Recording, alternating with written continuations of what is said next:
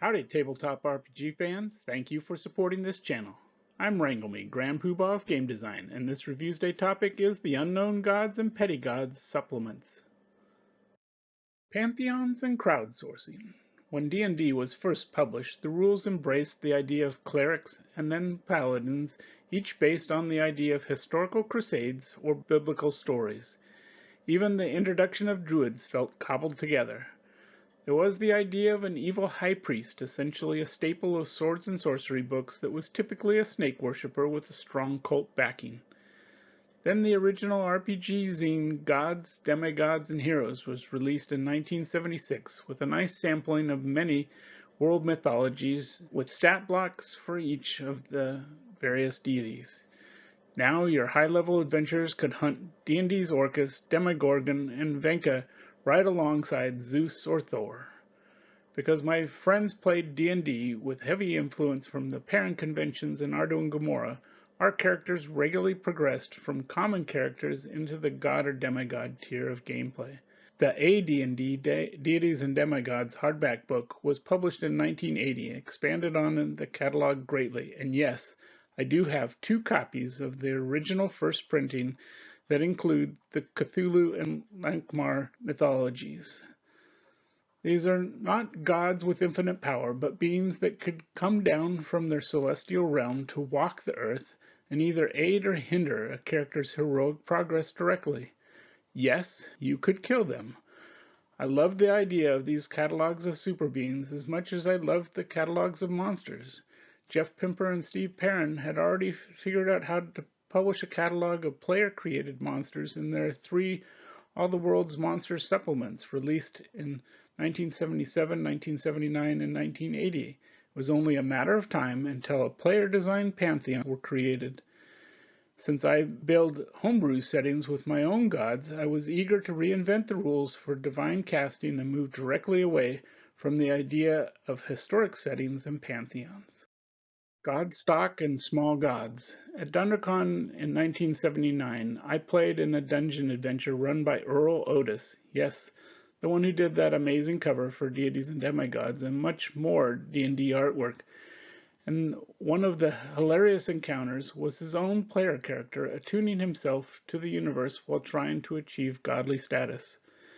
I was hooked. I immediately set upon quests for my friends' characters to achieve godly status and eventually elevated 3 of my favorite characters too. This idea of manifestation and a belief fueling godly power was something I remembered from the original Star Trek series episode Who Mourns Adonis, which aired in 1967, where the gods died out when people stopped believing in them. In 1980, P.C. Hoggle wrote a book, Godstock, in which the story of the city where God's powers were based on the devout believers that they had. Much of Terry Pratchett's Discworld books talk about belief and manifestation. His book, Small Gods, published in 1982, is all about the power of believers giving a god their incredible powers. Over time, much of my divine casters and whole parts of my world design came from this idea that small gods must compete for believers to achieve epic power.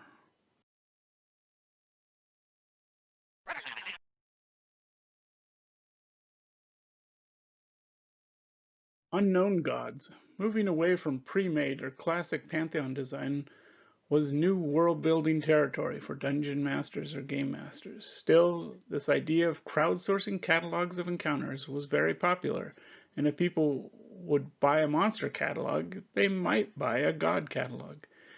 In 1980, Judges Guild published The Unknown Gods, a collection of lower echelon deities with the intent of having 83 godlings slightly more powerful than monsters but not quite ready for pantheon status. Designers were Bob Bloodshaw, Mark Holmer, Janelle Jacques, Mike Petrosky, with art by Cheryl England and Janelle Jacques. Each entry had a name, a stat block, description, and picture of the godlings. In 2016, an expanded version with 90 entries was published, but I don't have that one. Petty Gods. Thanks to the efforts of the OSR community, including Blair Fitzpatrick, James Malezewski, Peter Gifford, Thomas Denmark, Greg Gordon-Milk, Richard J. LeBlanc Jr., Matthew W. Schmier, and 47 contributors including M.A.R. Barker, Mike Davis, and dozens more collected their ideas for Small Gods into a crowdsourced collection, each designer retaining their own copyrights. Originally started in November 2010 and finally published in April 2013, it is a collection of 99 godlings with names, stat blocks, descriptions, and illustrations of petty gods. There is a short foreword by Paul Jacques, aka Janelle Jacques, about the power of these kinds of supplements.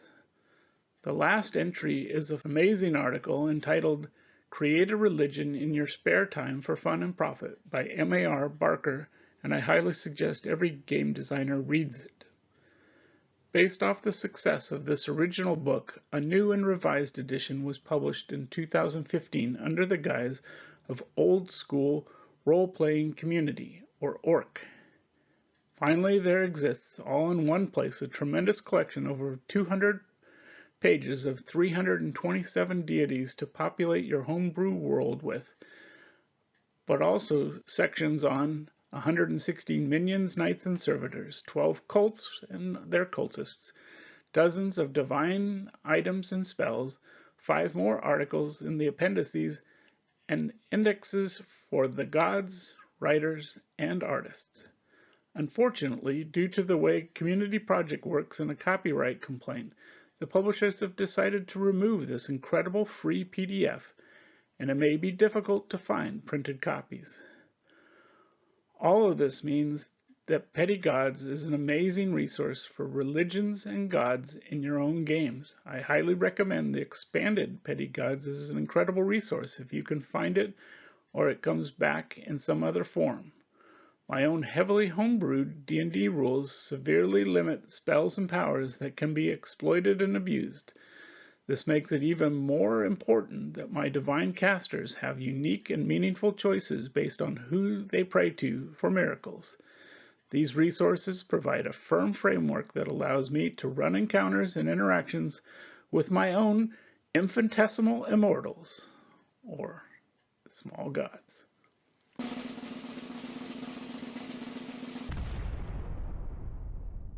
This episode is brought to you by Kaboomkin, the smaller, faster, funnier RPG of cartoon, fairy tale, post-apocalypse mayhem.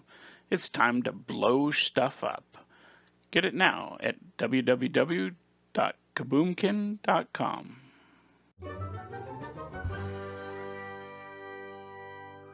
Thank you all for watching this episode. Hit like, subscribe, or ring the bell, or Booger will get you. If you want to see more videos like this, go to hopspush.com and buy an RPG or t-shirt. Do good, annoy evil, and bye-bye.